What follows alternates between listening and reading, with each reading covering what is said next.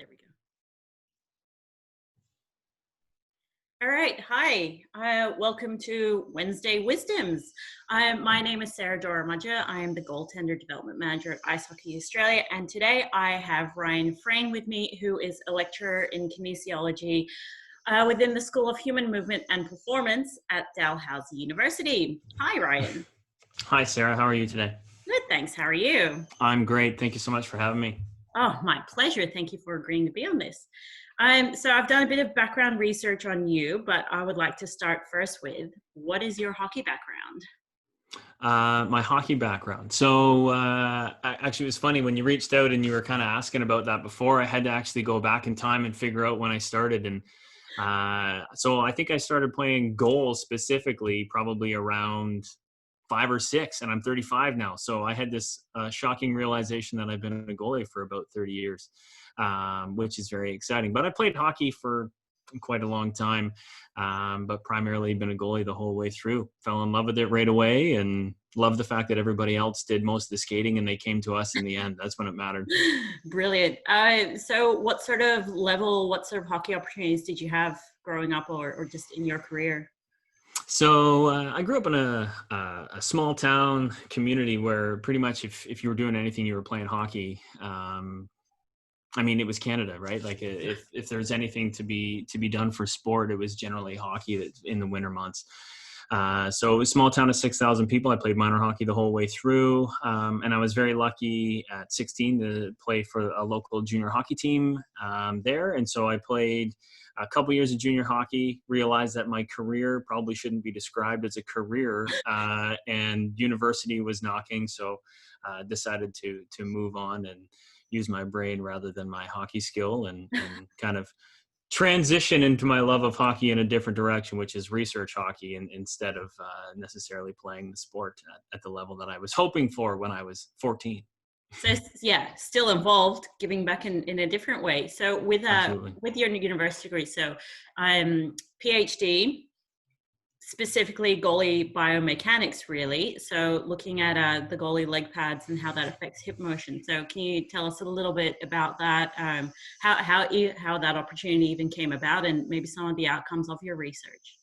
That's a great question, Sarah. Actually, it's maybe a little bit unorthodox, but as far as an academic pathway is concerned, so I did my master's degree in biomechanics, and it was primarily workplace injury-based work. And I really loved the research, but wasn't sure about necessarily teaching. Was I going to be a good teacher? Did I enjoy teaching? That sort of thing. So I decided to stay on in the academic community and do a research assistant position or associate position. And I got more involved with sport biomechanics, Olympic swim starts and squash biomechanics and things like that. Basically, once I started doing more and more of those things, I started to realize that I wanted to step out and answer my own research questions, have my own research agenda.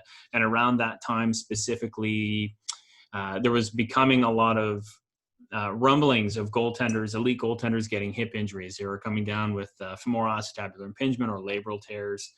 Nicholas Backstrom would have been a big name at the time, playing in Minnesota, that came down with it.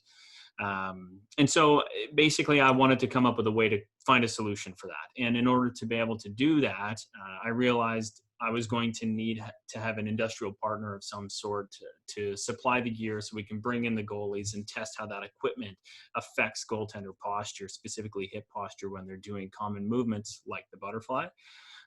So I reached out to a handful of local companies, and I was really lucky. Most of them came back with some interest, and I was really lucky to meet somebody very specific, Sonia DiBiase at CCM Hockey. And from that relationship, we've worked really closely together with CCM since around 2012 now. So it's been quite a good relationship so far. Yeah, so together with CCM for the last 8 years or so now, I guess, we've been testing equipment for safety and performance, how new models of equipment are affecting overall performance, whether it's butterfly drop velocity, how wide their butterflies are, how fast they're sliding on the ice, but also does that force their hips into different angles? So are they actually exacerbating hip mechanics to a sense where they could potentially be hurting themselves, all for the sake of getting a wider butterfly or a bigger blocking surface area. So it's been a great relationship. It's been an interesting pathway, but a great one. Like I said, growing up as a goalie and being able to research it is a dream come true. Absolutely. Okay, so on that, so now post PhD life, I'm academic at university, which is brilliant. Much respect to you with that. I Thank love you. that you are still testing goalie equipment. So is it predominantly leg pads? Like we're talking about overuse injuries in the hips, especially for goalies. Is there any other equipment that you do any sort of testing and research on?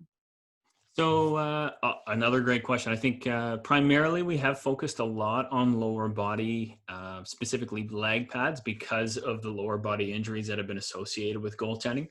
Um, but we've also done chest protector equipment as well. So when there's a governing body that may make a rule or a regulation change that forces the sizing restrictions from a larger to a smaller size of equipment, we often have to test that, because that's a fairly large change from a development perspective. Specifically, how do you take all those foams that were once there, put them into new locations so they can articulate around joints and you can still maintain that performance level while ensuring that you're still getting that appropriate amount of mitigation of force impact. So anytime a puck hits you, you're actually protected appropriately. And so we've done some testing on that, which was a lot of fun. Actually, we went out to the lab at CCM Hockey and we tested a series of chest protectors that were currently in use, and then new prototype models, and tested them both for impact, but also for mobility and performance perspective, seeing how the shoulders might have any impingements, elbows with impingements. But then primarily the lot of fun was doing the high speed footage and launching pucks at goaltenders' chests. That was a lot of fun. I did it once because I had to experience it myself, and it Absolutely. was very interesting. If you've ever been behind a puck cannon, there's no visual feedback on how the shooter is shooting at you, so you can't really prepare for it. It just shoots out of a small little hole. So it is, in itself, it is an educational experience, both in the results and from a performance side of it, realizing that it's just not the same. Yeah, But you do get to know. absolutely. It's been a while since I've been in front of a puck machine, but I know there's a lot of sports here that use it. So, for example, cricket, big sport here. Yeah. Right. And there's been lots of research and studies done into that. So just going slightly off topic, in terms of a training tool, it's great if there's sort of a motor pattern that you want to learn, but takes away the decision-making aspect, right? Because you Right. don't have that person, to be able to read the cues. It's just a ball coming out of a machine or a puck coming out of a machine. So, but that's a whole other research topic area. But yeah, I'm glad you mentioned that. Yeah, what's really cool is naturally when you test it in the worst case scenario. So we had it on a punching dummy, for the lack of a better term, right? So a mannequin that was just wearing the equipment, that we had pressure sensors lined underneath the mannequin. So when the puck hit it, we would be able to understand the force that was being translated through the chest protector into the goaltender's body. And that's the worst case scenario, because there's absolutely no anticipation. There's no rolling of the shoulders to adjust, or there's no postural adjustment from the goaltender. So we see much larger impact forces there. But we see quite a full decrease when a goaltender has the ability to see the puck coming at them. They can make the postural adjustment and control and kind of roll their shoulders and cradle the puck. And just that result alone starts to really decrease the impact force on the chest protector, which is very interesting. Absolutely. Well, you've got the element of anticipation in there if you've got someone being able to read it and make those adjustments rather than just the dummy, right? Um, Absolutely. so with all that testing and research, are you able to give us some of the outcomes, some of the things that you've seen along the way in terms of that testing? Yeah, I think the biggest thing from a lot of that testing is that there's misconceptions about the gear that's out there. Sometimes what people may suggest in the general community, they think that one style of chest protector is maybe it's the high protective model, and that means that it is not very mobile. from the information that we were given, we actually found that the one of the chest protector models that was considered to be a high protective model and low mobility actually had good protective characteristics and had pretty great mobility characteristics. So I think what really stands for that is not all gear fits people the same way, regardless of make and model. You have to try it on to know if it's going to fit you properly. Your anthropometrics are unique to you, and sometimes there's different models. The way your shoulder actually fits within the shoulder girdle and the actual clavicle protector may actually allow you to get a great amount of shoulder range of motion. But if it just kind of rotates just the way your shoulders are fitting, it could actually create an impingement, and that shoulder wing may end up hitting you in your chest or in your face. And then you can't rotate your head sideways. It's a simple thing where it may fit me really well, but it may not fit you, or vice versa, Sarah. So it's just one of those things that when you're trying on gear, it's something you have to make sure that it fits everything at once. You should never try on gear one piece at a time. I suppose that's a segue to other things, but should always try on as much gear as you can at one time so that you know how it fits, because it's a whole big one piece situation, not just single piece. Yeah, and to see how you move, and you're absolutely right. Goalies even come in all different shapes and sizes as well. I think here in Australia, we have limited ability and range to actually go and try on product in store. So a lot of people here, they might order something specific online, and then sometimes it becomes a bit of a guessing game, right? Yeah. So given that, what are the sort of things that that goalies here, or even goalie parents, should be looking for when they're looking to buy gear, whether it's going in store or online? Are there key things that they should be looking for with chest protectors or with the leg pads, if that's what you've predominantly done testing on? Yeah. I mean, yeah, sorry, I didn't mean to interrupt you there, Sarah, but I agree. I think there are a number of things that can be done. It's very difficult. If you can find a store to just try on anything, do that. That's probably the best number one thing I would say. If you're limited to the fact that you can't, a lot of the manufacturers do provide good guidelines on the different options. So measuring from your floor to the ankle, ankle to the knee, those sizing restrictions, they get you in a pretty good ballpark for the type of or the size of pad to purchase. Depending on how old you are and the level you're playing, potentially consider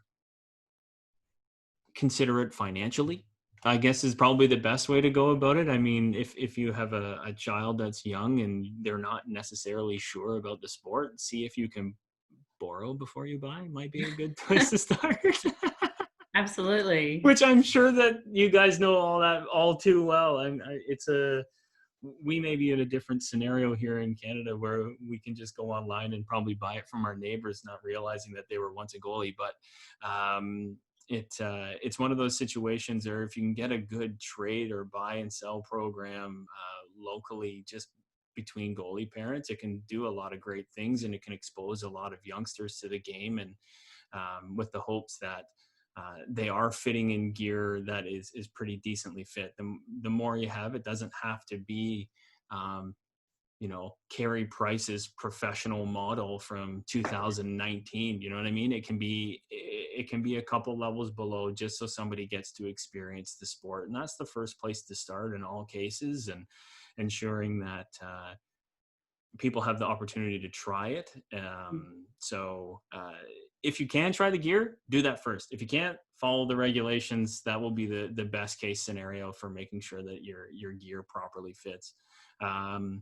Chest protectors is a little bit tougher because they tend to come in small, mediums, and larges. They do give you sizing restrictions. Restrictions is probably the wrong word. They give you resources is a better word for it.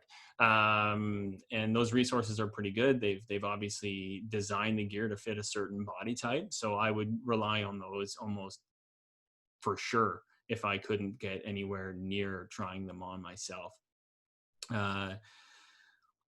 Plus, I'm not really sure, but you may be able to get a customer service person on the line and actually get somebody to give you feedback too. I specifically at the manufacturer, I'm not sure. That may, Yeah. I don't know.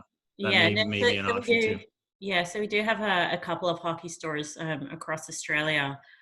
So some people do have the opportunity to go and try on some gear, but Mm. then there's not always the size that you need. It might be limited range, and it depends what's in the warehouse and whatnot, what they have in stock.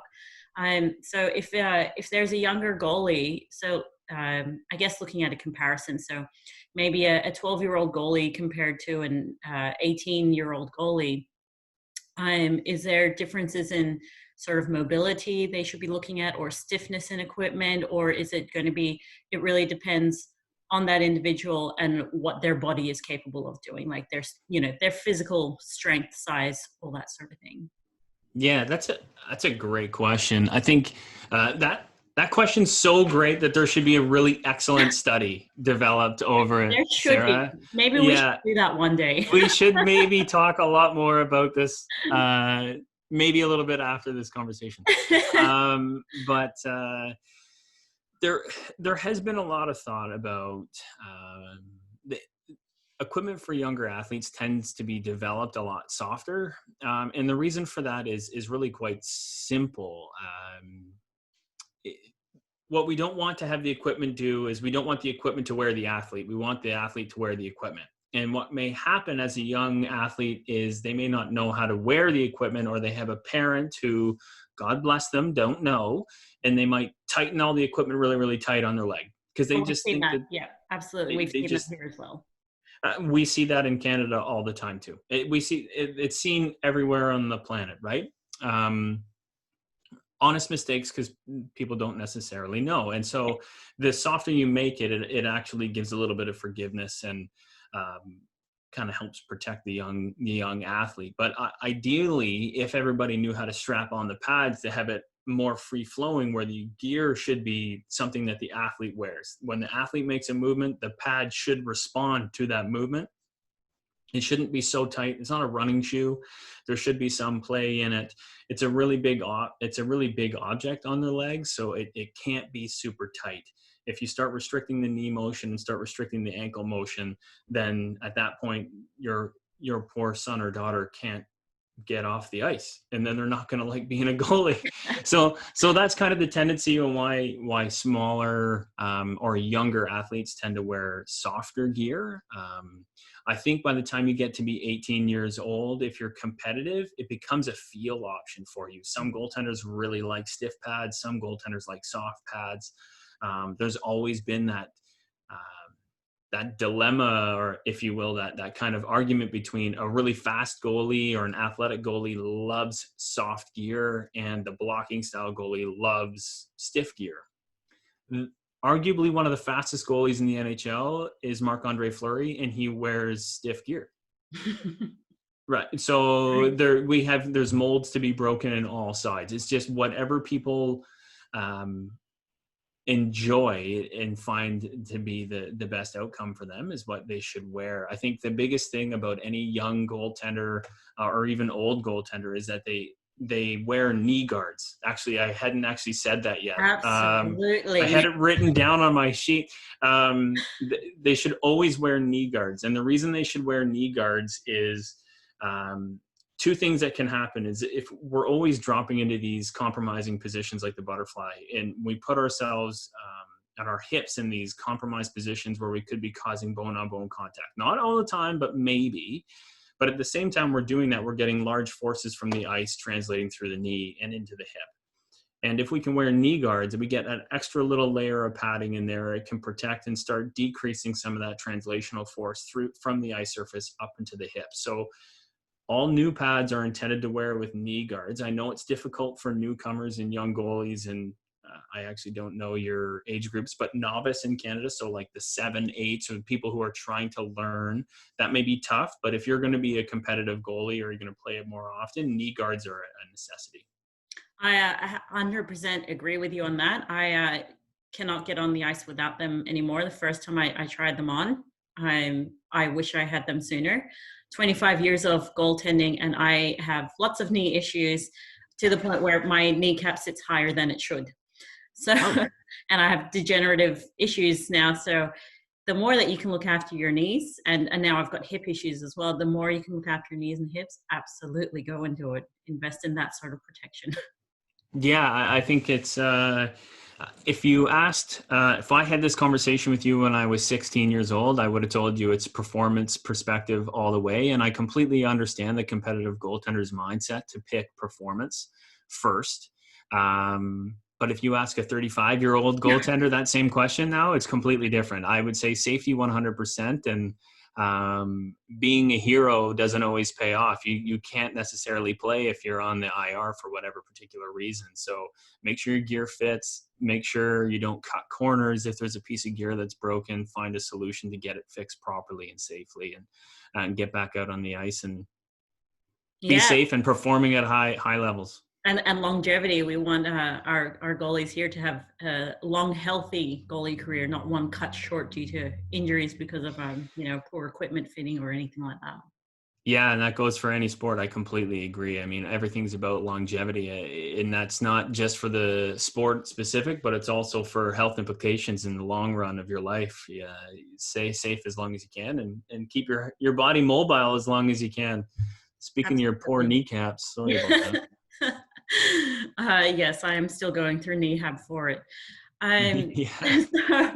So as I dwindle down my elite playing career, so in terms of other research, is there anything that's coming up for you that's interesting, whether it's related to goaltending or not? Is there things you've got coming up?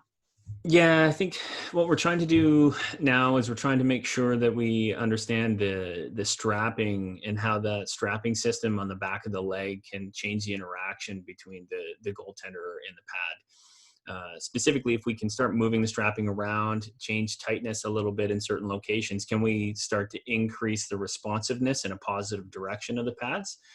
And so that way we have even our fast goalies get faster and our not as fast goalies get faster. And that's kind of the overall goal, is to be able to look at responsiveness and performance of the pads. And it's very exciting. There's actually a really cool relationship that we've seen a few different times in a couple different studies where pads